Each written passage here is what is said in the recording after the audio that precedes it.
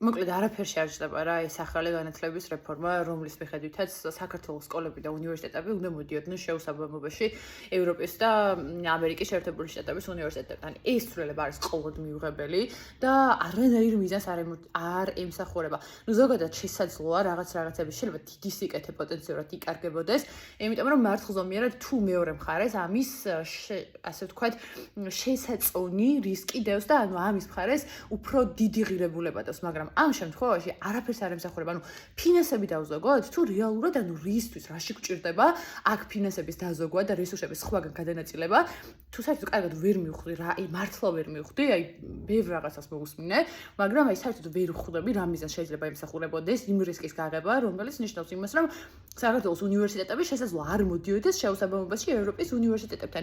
ოკეი, გასვლითი პროგრამები ძალიან მაგარია, მაგას თუ არ შეეხება მშვენიერია, მაგრამ მარტო გასვლითი პროგრამები არ არის, ხო? ჩემს გარშემო ძალიან ბევრს აქვს. მეც პირადად მაქვს იმის გეგმა, რომ გავაგზავნო დოქტორანტურაზე სწავლა საზღვარგარეთ.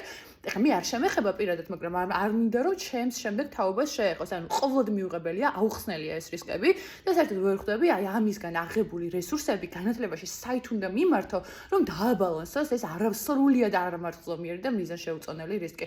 მოკლედ ეს რეფორმა ანუ საერთოდ არ უნდა გატარდეს, ანუ გამორიცხული, ანუ ამის მიღება არ უნდა მოხდეს.